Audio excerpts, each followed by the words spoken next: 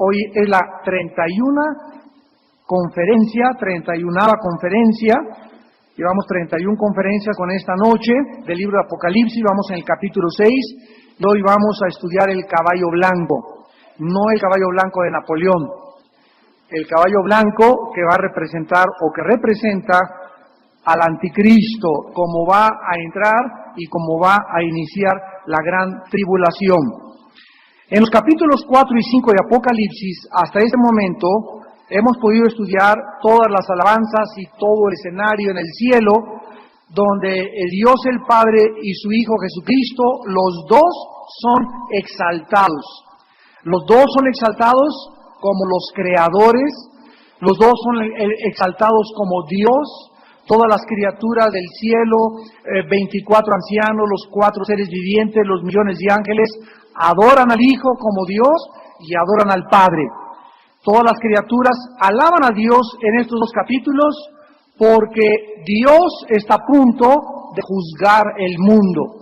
Está a punto de que sus juicios comiencen a caer sobre la tierra y de acuerdo a cómo las circunstancias se presentan delante de nosotros en la época que vivimos, creemos sinceramente que este tiempo se va a acelerar, se va a precipitar y va a ser más rápido de lo que muchas personas imaginan. Hemos visto también que la santidad de Dios le obliga a castigar el pecado. La Biblia dice, la paga del pecado es la muerte. Entonces, el alma que pecare, esa morirá. Tú has pecado, yo he pecado, no hemos podido conformarnos a la ley de Dios, estábamos bajo condena, nacimos bajo una maldición, pendía sobre cada ser humano el juicio de Dios. Y como nosotros no podíamos conformarnos a la ley de Dios, ni satisfacer la justicia de Dios, Dios envió a su Hijo Jesucristo a abrir los brazos en una cruz para pagar lo que nosotros nunca hubiésemos podido pagar, para poder satisfacer la justicia de Dios y para poder ofrendarnos, regalarnos su justicia y la vida eterna, el perdón de pecados. El mensaje desde hace 2000 años al mundo es que cualquiera que en él cree no se pierde, mas tenga la vida eterna. Las personas que han rechazado la gracia de Dios, que han querido independizarse de Dios, que han querido establecer sus propias leyes, sus propios mandamientos, vivir conforme a tu criterio, tarde o temprano, la Biblia dice, el juicio caerá sobre tu vida. Serás juzgado, será demasiado tarde, porque esta es la hora de la salvación, este es el tiempo de la predicación del Evangelio de Cristo, esta es la hora en la que tú necesitas arrepentirte seriamente, no jugar ya más con tu vida, darte cuenta que puedes caer muerto en cualquier instante y estar preparado para el juicio de Dios.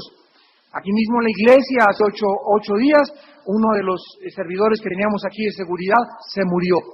Muchacho joven, por acá recordarán ustedes de Abraham, andaba por todos lados, se murió, ¿verdad? Hay circunstancias raras en su muerte, se está investigando, pero nunca supo él el martes último que estuvo aquí, que ya el miércoles ya no iba a vivir. Muchacho joven, ¿verdad? No más de 30 años de edad, y así es la muerte. Así nos sorprende en cualquier momento, te asaltan o te matan o una bala perdida, una enfermedad que tú no sabías, pero la Biblia dice, prepárate para encontrarte con tu Dios. Habiendo recibido en el capítulo 5 Cristo el título o el libro que le da Dios al Hijo con el derecho de juzgar la tierra, el Señor Jesús comienza en el capítulo 6 a abrir el libro que ya estudiamos también, sellado con 7 sellos, escrito por dentro y por atrás. Antes de nada, nos damos cuenta en el capítulo 6 de Apocalipsis, versículos del 1 al 8, que se mencionan 4 caballos. Y podríamos preguntarnos, ¿estos caballos qué significan? Porque es la forma como Cristo inicia el juicio sobre el mundo. Cuando ya vimos la clase pasada que los pergaminos antiguos estaban enrollados de esta manera, y entonces estos sellos que están a punto de ser abiertos para los que no han podido tener oportunidad de oír las conferencias anteriores, tenían 7 sellos, 1, 2, 3, 4, 5, 6, 7. Entonces Cristo abre el primer sello y es el caballo blanco, pero el libro queda así. Abre el segundo sello y el siguiente caballo, el caballo que sigue, el caballo negro, el caballo amarillo, los 4 caballos. Y después faltan 3 sellos más, que son los mártires, que es el sexto sello cuando se inicia la gran tribulación, y el séptimo sello, donde nosotros, entre el sexto y el séptimo, somos arrebatados. Después, al abrir el libro vienen las trompetas, y al abrir todo el libro se complementa con las copas. Entonces, tanto los 7 juicios de los sellos, los 7 juicios de las trompetas y los 7 juicios de las copas, todos se encuentran en el mismo libro. Las 7 trompetas forman parte del séptimo sello y las 7 copas forman parte de la séptima trompeta. Entonces hemos ya claramente establecido de qué forma serán estos 7 años de la tribulación. Pero vamos a darnos cuenta por qué se inicia con la entrada de 4 caballos. Por ejemplo, el que vamos a estudiar esta noche, dice el versículo 1 y 2. Vi cuando el Cordero abrió uno de los sellos y oí a uno de los 4 seres vivientes decir como con voz de trueno, ven y mira. Y miré. Y he aquí un caballo blanco, y el que lo montaba tenía un arco, y le fue dada una corona, y salió venciendo, y para vencer. Vamos, antes de entrar a examinar al jinete, vamos a ver en la Biblia estos caballos que representan. Por favor, abran su Biblia en Zacarías capítulo 1. Zacarías capítulo 1 en el Antiguo Testamento. Es el penúltimo libro del Antiguo Testamento. Antes de Mateo está Malaquías y antes de Malaquías, Zacarías. En este capítulo Dios nos revela algo maravilloso y Dios nos muestra o nos descubre que en el mundo invisible que nosotros no podemos ver y que la Biblia nos corre las cortinas, sobre todo en el libro de Apocalipsis, existe actividad en el mundo espiritual. Y una de las cosas que la Biblia nos enseña es que Dios, ya lo vimos, podría mandar un juicio contra una ciudad o podría mandarle un juicio a una persona, pero Dios no lo hace directamente del cielo a la tierra, sino que Dios ha escogido que todas sus criaturas, sus ángeles, los querubines, los serafines, los seres vivientes, los seres humanos, los demonios, Satanás, todas las criaturas están involucradas en el plan de la redención y en el plan de la voluntad y de la consumación de los siglos en la Biblia. Y Dios nos muestra que Él usa ángeles para enviar aquí a la tierra. Él podría aparecerse una persona y decirle, oye, arrepiéntete, pero Él puede mandar ángeles, nos manda a nosotros. Muchas veces tú te acercas a una persona y le das una palabra cuando estás lleno del Señor y esa persona dice, esta palabra que me dijiste es exactamente la que yo estaba esperando escuchar.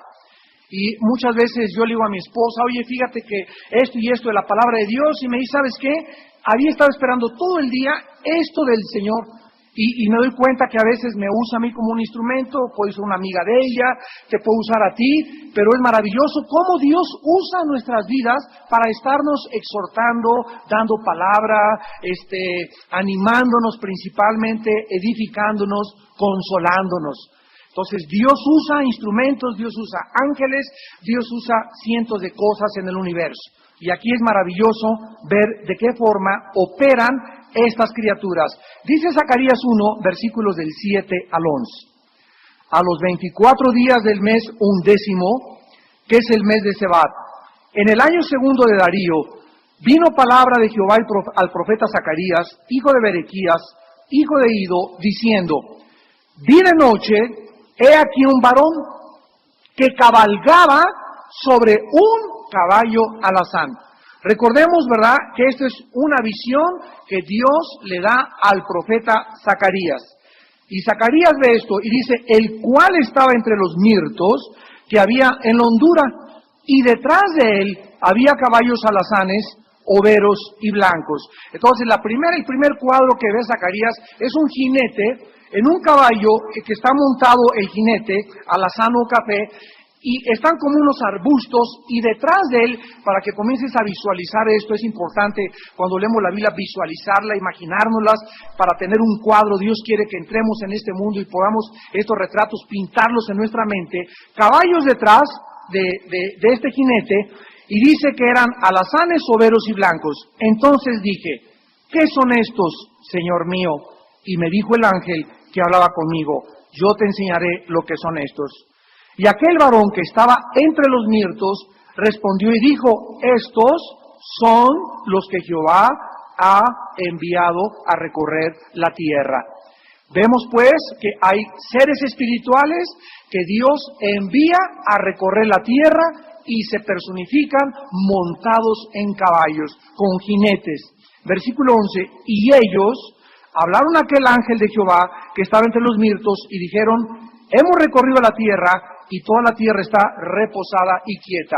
Vemos pues nosotros que representan estos caballos la actividad de Dios en la tierra o las fuerzas espirituales que Él usa para llevar a cabo sus propósitos y sus planes. ¿Se acuerdan ustedes cuando Elías fue arrebatado también al cielo?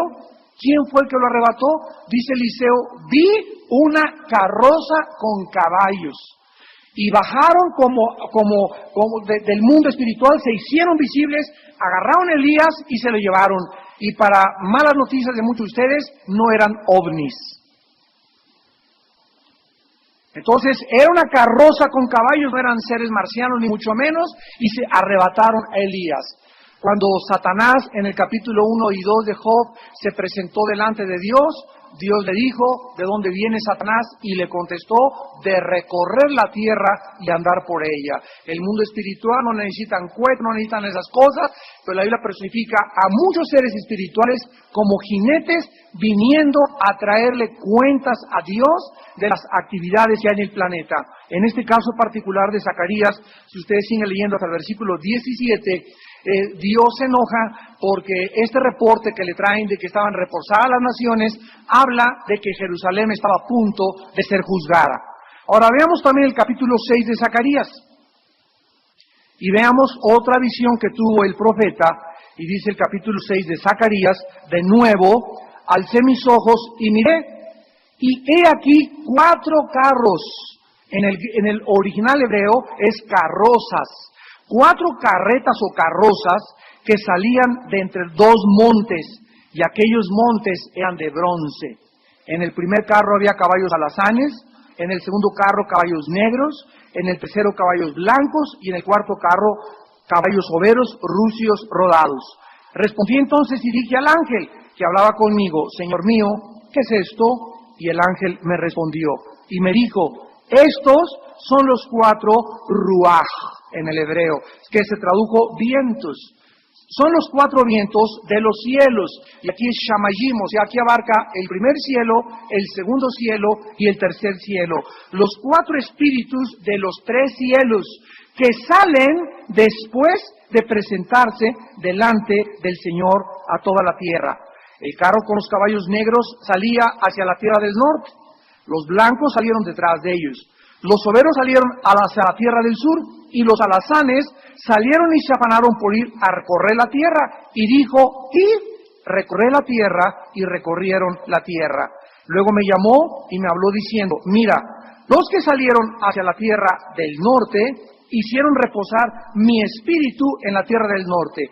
Vemos pues en esta visión del profeta Zacarías que existen, son reales, hay jinetes en el mundo espiritual que se encargan de transmitir, hay ángeles que no necesitan caballos, van y suben, hay otros espíritus que están cabalgando en caballos. Esto es absolutamente real en el mundo espiritual. Esta es la razón por la cual al llegar al Apocalipsis encontramos a los 4 caballos y nos damos cuenta que cada uno de estos 4 caballos son personalidades. Son personalidades que representan ciertas cosas que van a caer sobre la tierra. Vamos a ver, por ejemplo, el último caballo que es la muerte y el Hades. Vemos en Apocalipsis 20 que son reales, que son 2 espíritus, que es la muerte y el Hades es el espíritu que controla el infierno.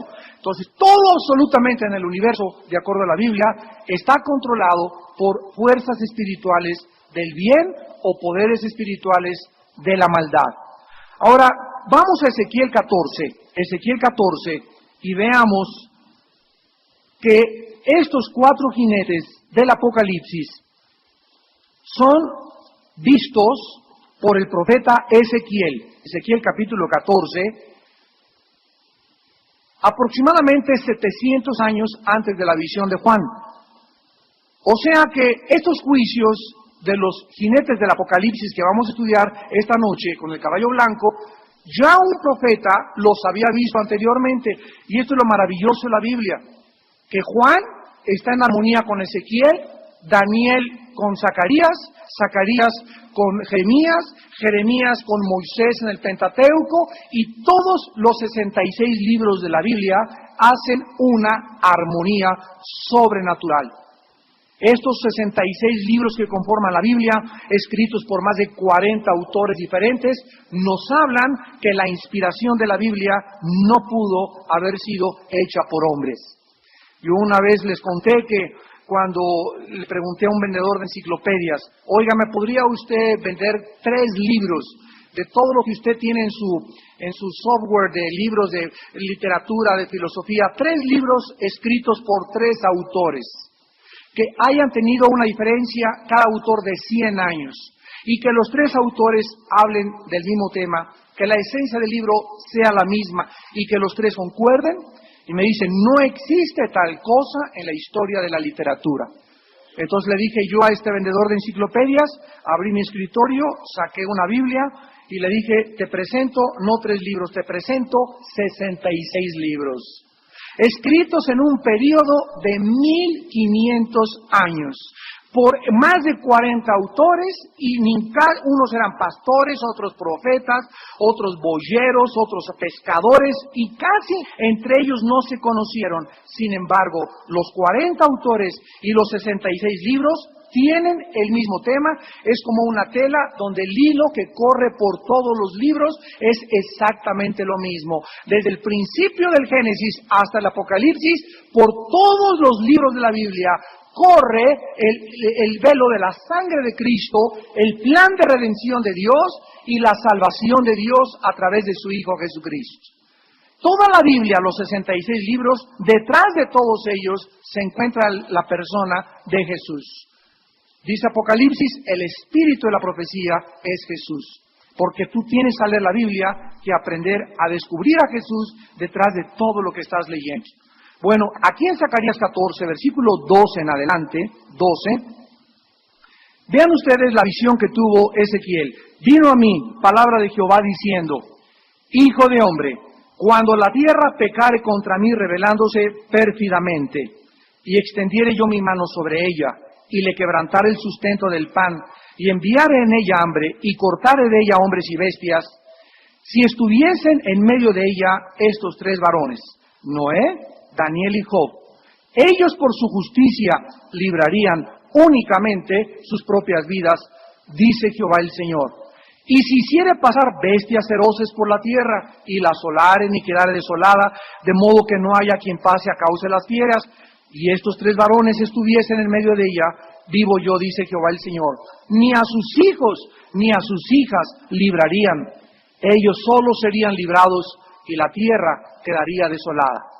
O si yo trajere espada sobre la tierra y dijere, espada, pasa por la tierra, e hiciere cortar de ella hombres y bestias, y estos 3 varones estuviesen en medio de ella, vivo yo, dice Jehová el Señor, no librarían a sus hijos ni a sus hijas, ellos solos serían librados. O si enviare pestilencia sobre esta tierra. Vean ustedes que el versículo 12 al 14 es el tercer sello, el hambre. El versículo 15 y 16 es el cuarto sello, las bestias feroces. El versículo 17 al 18 es el segundo sello. Y dice el versículo 22, sin embargo, o sea, después de estos 4 juicios, que son los 4 jinetes del Apocalipsis, quedará en ella un remanente. Versículo 22, quedará en ella un remanente, hijos e hijas que serán llevados fuera. Ahí está el arrebatamiento. Quedará un remanente de fieles que serán llevados fuera. En el hebreo serán sacados del lugar donde están. He aquí que ellos vendrán a vosotros y veréis sus caminos y sus hechos. Seréis consolados del mal que hice venir sobre Jerusalén, de todas las cosas que traje sobre ella.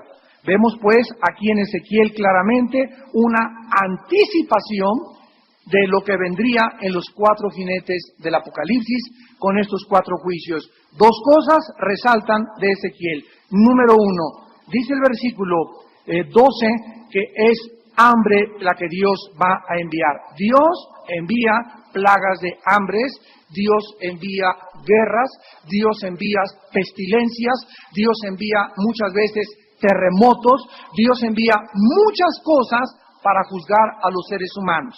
Si tú me preguntas, ay, pues ese Dios es muy cruel, déjame decirte algo, a ti te impacta que mueran 2,000 personas en un terremoto, pero esas personas que en un terremoto mueren, tenían algún día que morir también, de alguna otra cosa. Pero cuando mueren colectivamente, a nosotros nos impresiona, pero diario están muriendo. Vete a los hospitales de leucemia, de cáncer, de sida, de miles de cosas, y todos tenemos que morir, otros a través de un accidente, otros en la guerra, todos tenemos que morir. ¿Alguien sería capaz de decirle a Dios, yo no me quiero que me lleves así, por favor a mí llévame acostadito, con un cuento de Pinocho, y así, con una florecita así, que así me muera, Señor? Todos quisiéramos morirnos así, pero Dios es soberano. Y Dios no nos ha preguntado a ninguno de nosotros la forma en que nos vamos a ir a la otra vida. Él va a determinar cómo te vas a ir tú y cómo me voy a ir yo. Aunque también enseña la Biblia que hay muchos seres humanos que por apartarse de la voluntad de Dios se van antes de tiempo. Otros se van porque aman el peligro y perecieron en el peligro. Entonces, pero en el Salmo 116 dice la Biblia, estimad es a los ojos de Jehová la muerte de sus santos.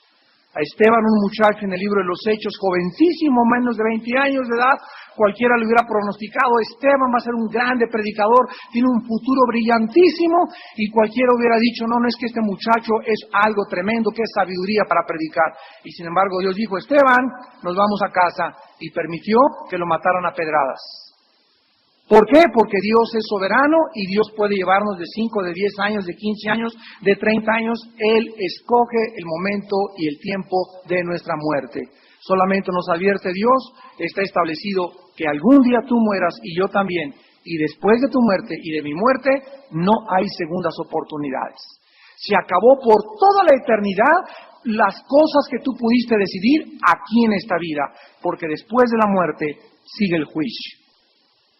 Regresamos a Apocalipsis y vamos en primer lugar en esta noche a demostrar que este caballo blanco es el anticristo y no es el Señor Jesucristo. Yo tengo en mi casa 27 comentarios de Apocalipsis de diferentes autores, y 2 autores descubrí hace algunos años que abogaban porque el caballo blanco era el anticristo.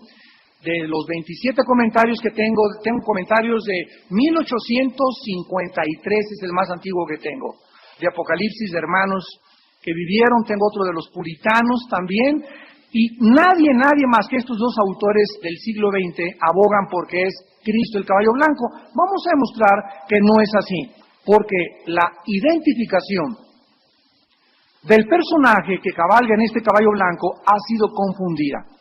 Vuelvo a repetir, por la persona de Jesucristo. Sin embargo, esta interpretación adolece de serias deficiencias. Examinémoslas rápidamente. En primer lugar, la única similitud de Apocalipsis 6:2 y Apocalipsis 19, donde Cristo baja en un caballo blanco, es que tanto el anticristo entra al mundo en un caballo blanco y Cristo baja al mundo después de que acaba la tribulación en un caballo blanco. Esta es la razón por la cual creen que es el mismo Cristo.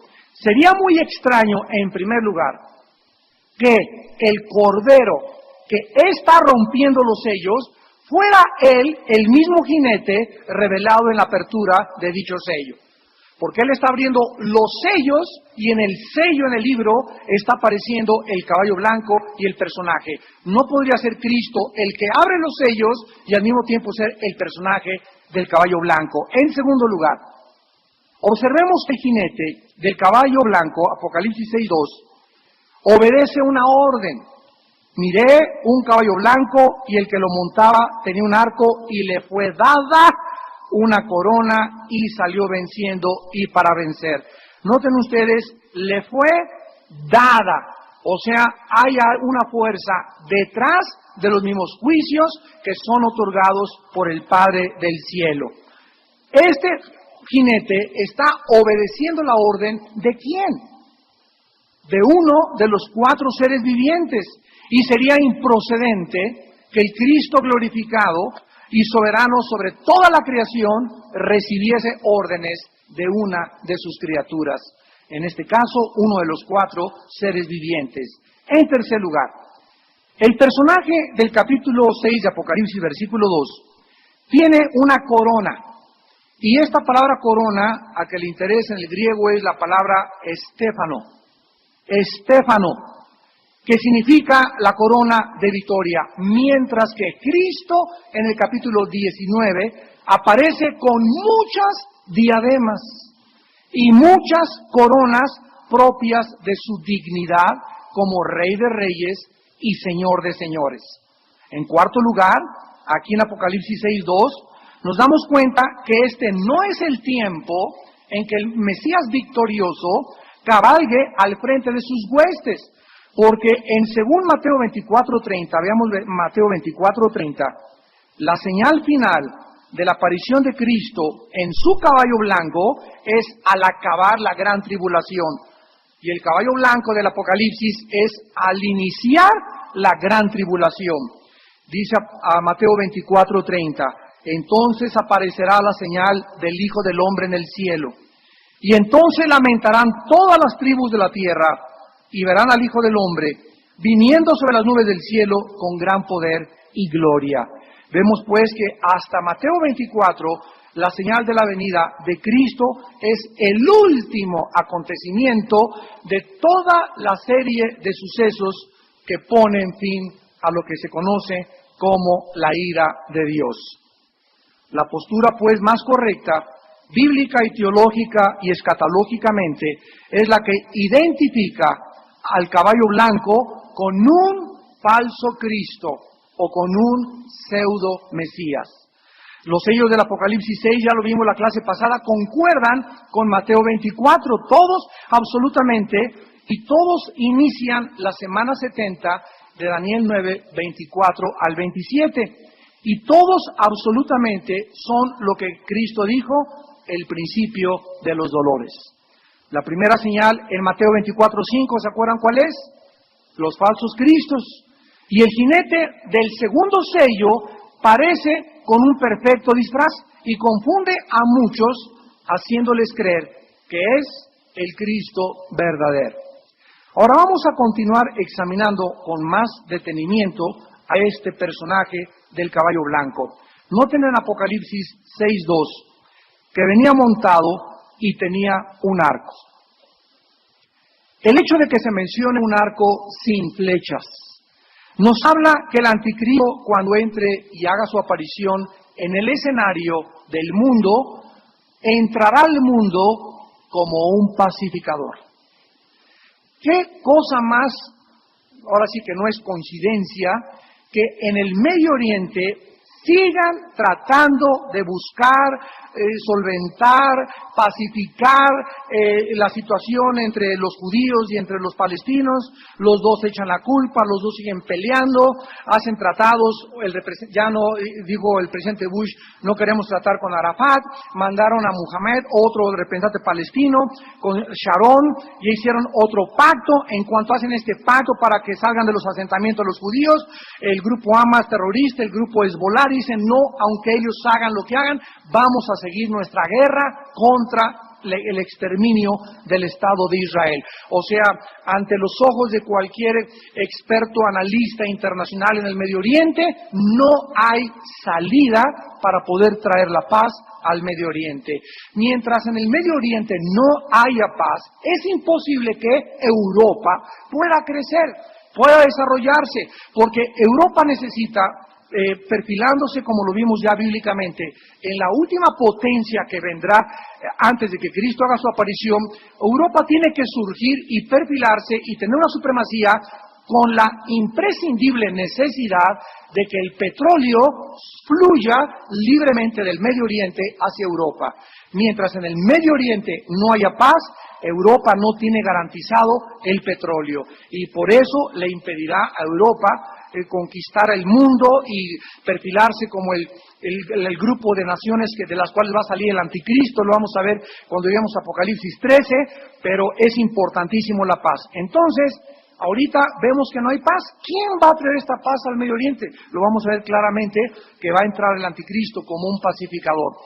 Va a hacer un arreglo en el que va a ir al Medio Oriente y les va a decir: señores, háblenle al representante del Líbano, háblenle a los guerrilleros, háblenle a Egipto, a Jordania, a Siria y a Irán. Quiero decirles que por favor no se metan con los judíos no se van a meter con ustedes, se va a levantar el Estado palestino dentro de Israel y de alguna manera algo va a hacer para garantizarles a los grupos terroristas y a los países árabes que Israel no se va a meter con ellos, ni ellos se van a meter con Israel. Este pacificador forzosamente necesita el apoyo de Europa. Si alguien del presidente Bush o de Estados Unidos quiere ahorita tratar de garantizar, es imposible. ¿Por qué? Porque Estados Unidos es odiado totalmente y completamente en el Medio Oriente. O sea, los árabes y los palestinos no tienen confianza porque le llaman el gran Satán.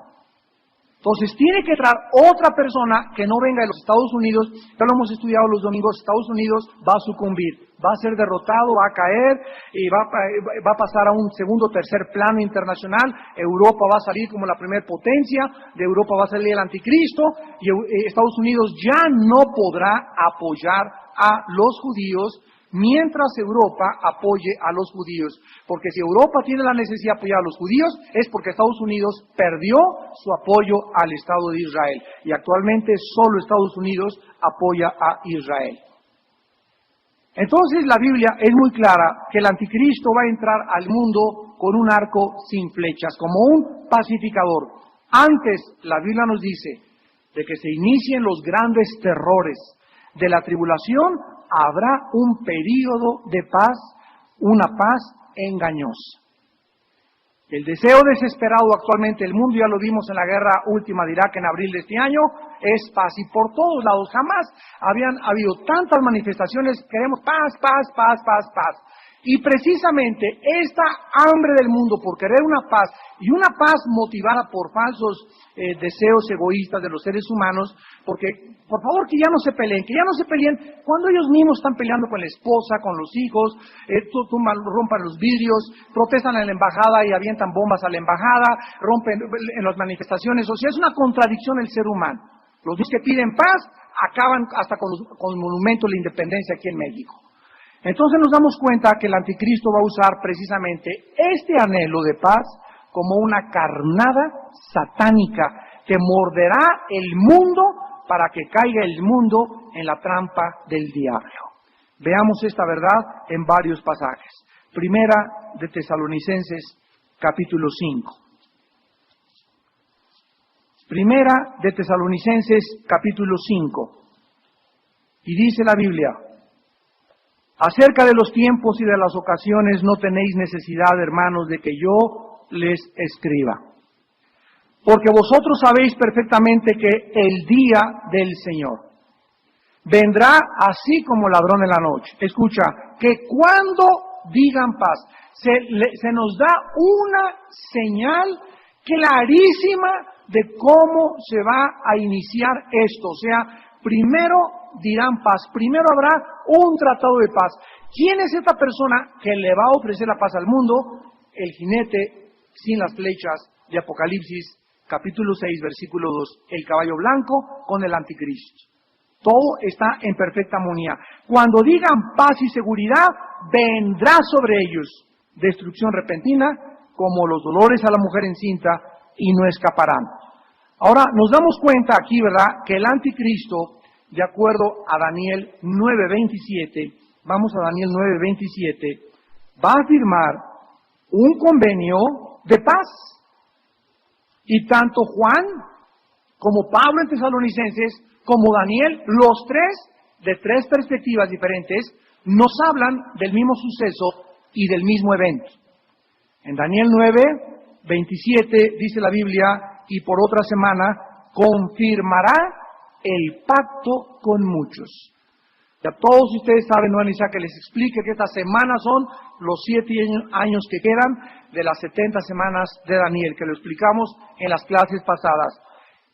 Por otra semana confirmará, o sea, cuando el anticristo entre al escenario mundial, va a hablar, como les dije, y va a juntar a los líderes árabes, va a juntar a los palestinos, no sé cuántos más van a estar ahí, Europa lo va a respaldar, y entonces va a ser un tratado, pero qué interesante es que no dice que va a firmar, dice va a confirmar, o sea que cuando el anticristo ofrezca el tratado de paz en el Medio Oriente, garantizando la paz, es algo que ya existía antes.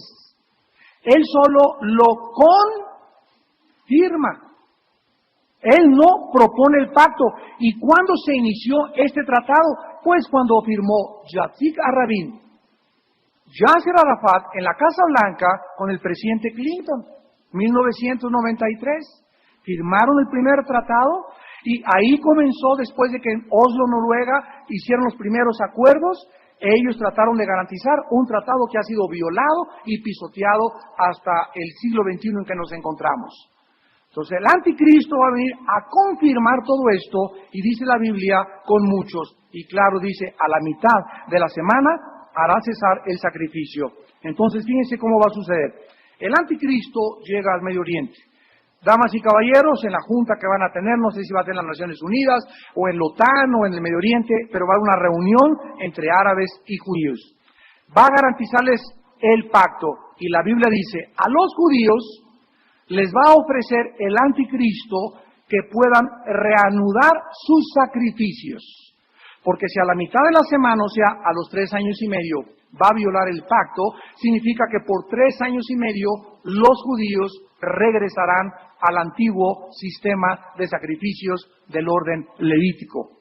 Recordemos que los judíos, la mayoría, no creen en Yoshua Mashiach, en Jesús como el Mesías. Entonces ellos anhelan desde el año 600 antes de Cristo la cautividad babilónica, no han más de 2000 años, no han podido ofrecer sacrificios. ¿Por qué? Porque el templo está enterrado debajo de la mezquita de Omar. Lo que ahora es la cúpula de la roca, tú vas a Jerusalén, es una cúpula grandísima, dorada, se llama la cúpula de la roca, es una mezquita que en el año 606 después de Cristo, uno de los musulmanes llamado un califa, Omar, vino y construyó esa mezquita precisamente donde quedó sepultado el templo en el año 70 después de Cristo, cuando los romanos no dejaron piedra sobre piedra. Ahí, a propósito, puso la cúpula, y es un símbolo de la maldición ahorita para Israel, porque Dios le dijo a Israel, serán la cabeza y no la cola, estarán arriba y no debajo, y ahora están ellos debajo y una religión pagana está arriba de ellos. Y hasta que venga el Mesías, esta maldición se quitará cuando Israel sea salvado y reciban a Cristo como el Mesías de Israel. Entonces el anticristo les va a decir, ustedes pueden regresar a sus sacrificios, y para esto, ¿qué se necesita? Bueno, se necesita que, imagínense los musulmanes, ¿cómo van a entregar la mezquita de Omar? ¿Cómo van a poder hacer un pacto y decirles, pues les prestamos de 3 a 6 a ustedes los judíos y nosotros en la mañana? Imposible. Algo milagroso tiene que suceder. Algo que ni siquiera nos imaginamos, tal vez un terremoto derribe la mezquita o alguna cosa terrible que los musulmanes necesiten como un acuerdo, pero este bárbaro, este hombre anticristo, lo vamos a ver ahorita en Daniel, es un hombre con una inteligencia diplomática diabólica. Es el mismo Satanás, ¿verdad?, encarnado, el anticristo. Entonces, él va a hacer este pacto. Ahora, veamos este pacto que en Daniel 9:27 se va a celebrar a través de la vista del profeta Isaías. Vean ustedes en el capítulo 28 de Isaías lo que se menciona acerca de este pacto. Y dice el profeta en el versículo 15, Isaías 28, versículo 15, por cuanto habéis hecho o dicho pacto tenemos hecho con la muerte, le llama el profeta, un pacto con la muerte. ¿Cómo sabemos que este pacto no fue un pacto que han firmado antes? Vamos a comprobarlo. Hicimos convenios con el Seol, de acuerdo a esta profecía. Ese pacto es un acuerdo de los judíos con el infierno, con la sepultura. Es un pacto de muerte. Y dice, cuando pase el turbión, la palabra turbión en el hebreo es tormenta. Y es una de las palabras con que se designa al anticristo, porque va a entrar...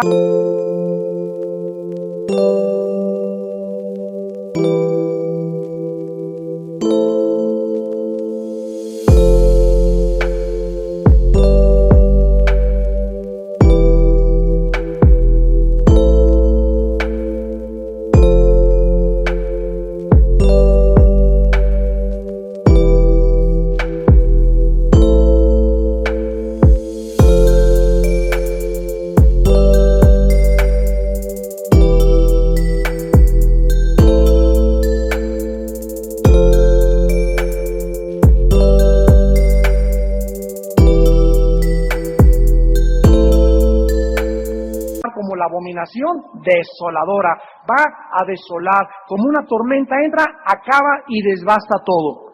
No llegará a nosotros porque hemos puesto nuestro refugio en la mentira y en la falsedad nos esconderemos. Dice el versículo 18, y será anulado vuestro pacto con la muerte, y vuestro convenio con el Seol no será firme. Cuando pase el turbión del azote, seréis de él pisoteados. ¿Saben ustedes que actualmente, ayer, para ubicarnos y trasladarnos desde hace 2700 años, ayer, 16 de junio del año 2003, el día de ayer, comenzaron los analistas internacionales, políticos en la situación del Medio Oriente a preguntarse, Ariel Sharon, que se encuentra ahorita al frente del poder militar de Israel, él es un hombre, es un general, es un soldado, y él ha jurado que no va a devolver las instalaciones palestinas, ni tampoco a los colonos los va a sacar para darle esa tierra a los palestinos. Él, como un soldado, como un israelita, no quiere hacer eso. Y por otro lado, acaba de firmar un tratado en el que los colonos se tienen que salir y se va a reconocer al Estado palestino. O sea, ahorita estamos viendo a un hombre en Israel, Ariel Sharon, que está en un dilema como yo no quisiera ni ninguno de nosotros estar. Por un lado, tiene convicciones patrióticas, convicciones bíblicas, la tierra es Eretz Israel, de Israel, y por otro lado tiene la presión de Estados Unidos y de las Naciones Unidas y de los países árabes. Por un lado, él dice, si yo no acepto y seguimos la guerra, va a seguir y seguir y seguir y seguir. Los bombardeamos, nos bombardean. Y ven ustedes desde el 48, ya 50 y tantos años, están así. Llegan los judíos y bombardean Gaza y les contestan con ataques terroristas. Y así están, mátense y mátense y mátense y mátense y mátense y mátense. Y parece que no tendría final esto. Es horrible lo que está pasando. Entonces muchos judíos soldados ya están hartos. Rabin cometió ese error. Por eso lo mataron, un ortodoxo judío lo mató a Rabin, porque Rabin quiso firmar el tratado con Arafat, que les iban a devolver inclusive las colinas del Golán. Entonces hay muchos judíos ortodoxos que no lo permiten, nacionalistas que asesinaron al ex primer ministro Yitzhak Rabin. Entonces ahorita él estaba cansado, Rabin también, y ya mataron a sus nietos, mataron a sus hijos. Cualquier persona que vaya a Israel, te das cuenta que todas las familias ahí, todos han perdido hijos, primos, cuñados, esposos, esposas, nietos. Aquí vivimos en México, ya hay que la inflación, hay que decir que por aquí, por allá, y no sabemos, no tenemos idea de lo que es levantarte con un fusil, acostarte con un fusil, salir a la calle con un fusil y no sabes si regresas en la noche a tu casa. No tenemos ni idea de lo que está pasando allá. Entonces, esta presión tan tremenda ha hecho que Sharon comience a ceder un poco más de terreno y comenzar a comprometer tierra por paz. Y de acuerdo a la Biblia, va a ser uno de los síntomas donde se va a precipitar la guerra nuclear en el Medio Oriente. ¿Por qué? Porque si esto llega a hacerse una realidad y se forma un Estado palestino dentro del Estado de Israel, van a tener los judíos a los palestinos, a sus enemigos, a menos de 10 kilómetros de distancia. Si devuelven las colinas del Golán, ya no tienen defensa. ¿Qué va a suceder? Si los países árabes, aprovechándose de eso, Estados Unidos cae y los judíos están rodeados de sus enemigos en su propia tierra, Israel solo tiene una opción, que le llamó el general Moshe Dayan, que en la guerra de 1967 fue la que le ganaron la guerra a todos los países árabes, se llama la opción Operación Sansón. ¿Se acuerdan de Sansón? Ya antes de morir, se recargó en las columnas y le dijo: Señor, antes de morir, devuélveme otra vez la fuerza y permíteme acabar con los filisteos. Lo que no hice en mi vida, permíteme hacer en la muerte. Tumbó las columnas Sansón y mató a todos los filisteos junto con él en el momento de su muerte. Por eso se llama Operación Sansón, porque si los árabes atacan a los judíos usarán armas nucleares. Están dispuestos a morir junto con sus enemigos. Y sabemos que cuando esto esté a punto de suceder, en la guerra de el Armagedón, ahí en ese momento vendrá Jesucristo. Muy bien, entonces vemos que la Biblia nos advierte continuamente de la falsa y mortal paz del mundo. Lo vemos también, vayamos a Jeremías, y vemos cómo también este profeta, dice en el capítulo 8 de Jeremías, versículo 11, Jeremías 8:11, y curaron la herida de la hija de mi pueblo con liviandad, diciendo: paz, paz, y no hay paz. Los falsos profetas del tiempo de Jeremías, ¿qué comenzaron a predicar? Tranquilos, paz, nadie nos va a atacar, no va a haber problema, los babilonios, nada, no es cierto, no hay guerras. Hagan manifestaciones en la calle y díganle no a la guerra. Qué bonito se oye, ¿verdad? Cuando Dios había dicho...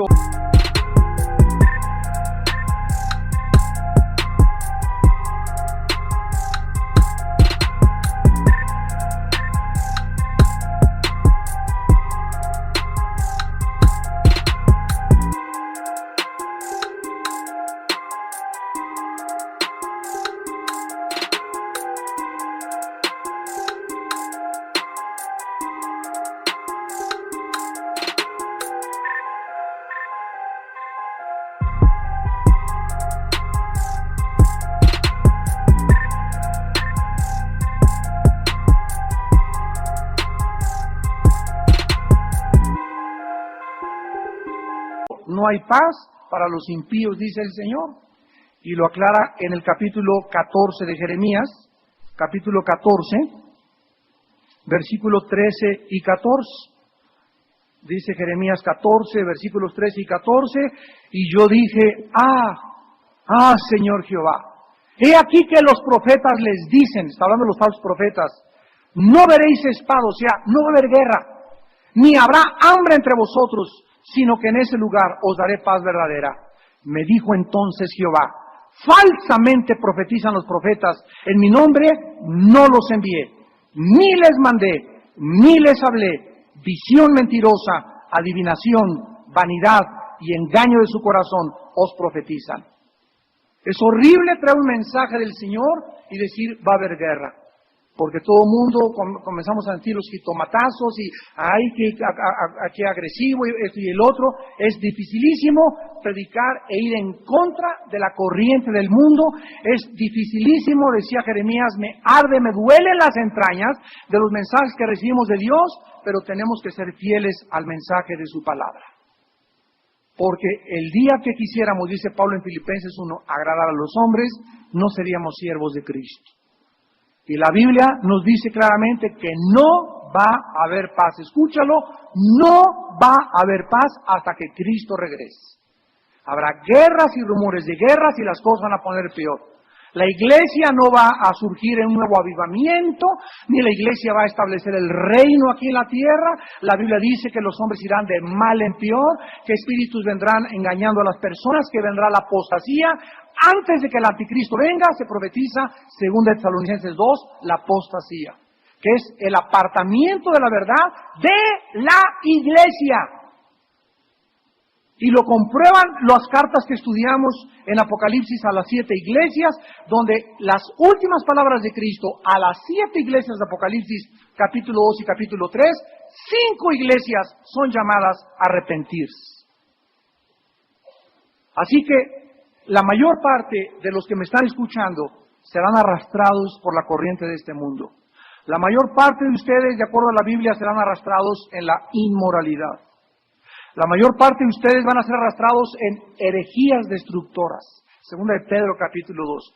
La mayoría de los que se dicen cristianos escucharán espíritus de demonios y acabarán creyendo en los raelianos, acabarán creyendo en que te curan con balines, acabarán creyendo que te curan con magia, acabarán creyendo en todo menos en la fidelidad de la palabra de Dios. ¿Por qué?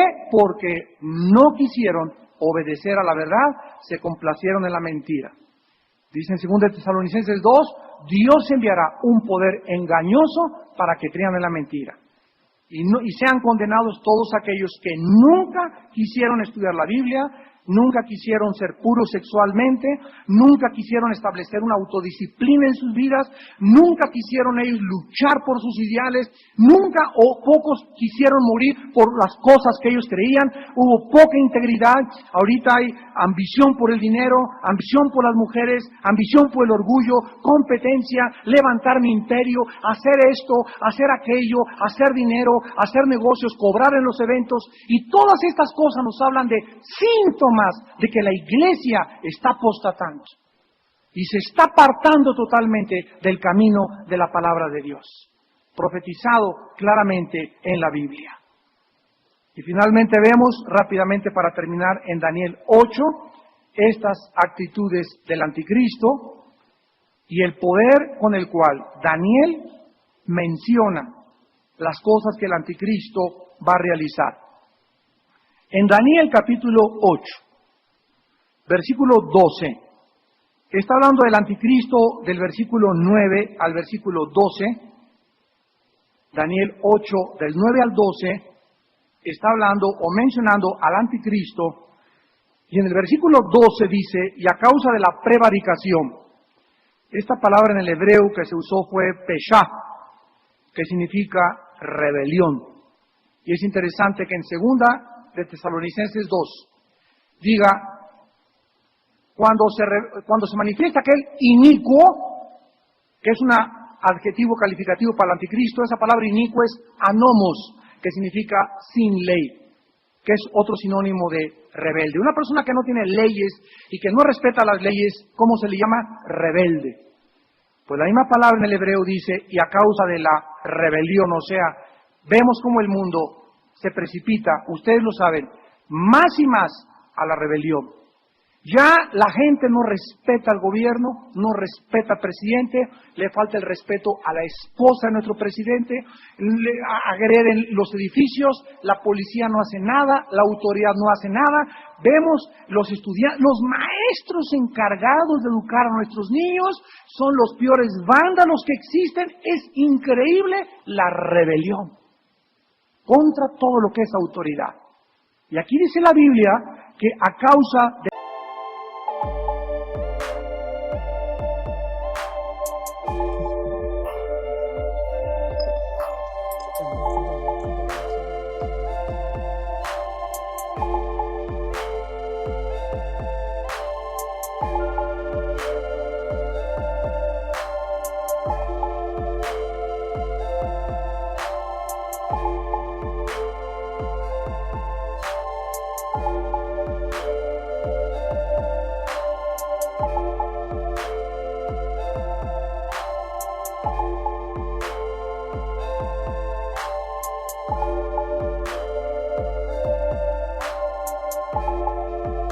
la rebelión. Le fue entregado el ejército junto con el continuo sacrificio. O sea, el anticristo cuando entre al escenario mundial, el ejército que se le está entregando es el ejército de los ángeles caídos de Satanás. Y cuando el anticristo haga su aparición en el mundo, lo van a respaldar, o sea, el demonismo en esos tiempos y el engaño y la oscuridad en esos tiempos serán tan grandes porque él tendrá el derecho legal de actuar por la rebelión de los seres humanos. Las naciones cananitas fueron ordenadas por Dios que se exterminaran, porque habían llegado al colmo de la maldad. Sodoma y Gomorra, dice Génesis 18, llegó al colmo de su maldad. Nínive, en el libro de Jonás, llegó al colmo de su maldad, la única ciudad en la Biblia que se arrepiente. Y cuando llegan todas a un colmo, a un nivel donde dice Dios, aquí ya nadie se va a arrepentir, aunque venga el que venga a predicarles, caen los juicios de Dios. Esta rebelión aumentará, y dice la Biblia, y echó por tierra la verdad. ¿Saben qué significa esto? La palabra verdad en el hebreo es emet. En el griego es aletinos. ¿Saben qué significa verdad? Escribe la definición de la verdad de acuerdo a la Biblia. De acuerdo a la Biblia, la verdad es la realidad en contraste con la apariencia. La realidad en contraste con la apariencia. O sea que cuando la Biblia dice que el mundo entero está bajo el maligno, 1 Juan 5:19, ¿qué significa? Que el maligno está manteniendo a los moradores de la tierra en una irrealidad. O sea, todo el mundo, de acuerdo a la Biblia, es una apariencia. El lujo, el poder, la popularidad, el sexo, el que trabajes con la fiesta con una mujer que no es tu esposa, etcétera, etcétera. Todo es una apariencia y los cristianos tenemos al Espíritu Santo para que ahora discernamos y distingamos y no nos vayamos con la finta. El cristiano es el único ser humano que puede distinguir ya que eso no es real, eso no es real, eso no me va a dar a ningún lado. Tenemos la verdad, o sea, Cristo dijo, yo soy el emet, yo soy la verdad, yo soy la única realidad del universo. Y si yo vivo dentro de ti, vas a vivir en la realidad y no en una burbuja de jabón, ni en un mundo fantasioso que no existe. Telenovelas, televisión, películas, todo es una irrealidad que no es cierto, no es la realidad. Y el anticristo cuando venga echará la tierra, o sea, ¿qué significa? Que cuando el anticristo venga, en el mundo existirá lo que se llama el relativismo. Todo es relativo, ya hasta ahorita, en las universidades, ya hasta ahorita, en las políticas, ya hasta ahorita por todos lados. El otro día discutía con una persona muy religiosa y me decía, bueno, ustedes los cristianos tienen su propia interpretación de la Biblia, siempre te salen con ese chorizo. Ustedes tienen esa interpretación, y yo le contesté a esta persona muy preparada, que pertenece a una organización religiosa no cristiana. Y le dije, fíjate lo que me estás diciendo, tú me estás diciendo que si cada quien tiene su interpretación de la Biblia, entonces no existe una verdad absoluta. Todos tienen su diferente interpretación y nadie puede decir, yo tengo la verdad. Eso es lo que tú me estás diciendo, y eso se llama relativismo. Todo es relativo, no hay verdades absolutas. Ahí se dirige el mundo. Y este hombre con el cual discutí es lo que le enseñaron en su religión. Ustedes tienen su interpretación, nosotros la nuestra. Si así fuera, entonces no hay verdades absolutas. Y estaríamos fritos los seres humanos porque no sabríamos quién tiene la verdad. Dije, hubo un hombre que dijo, yo soy la verdad, el camino y la vida.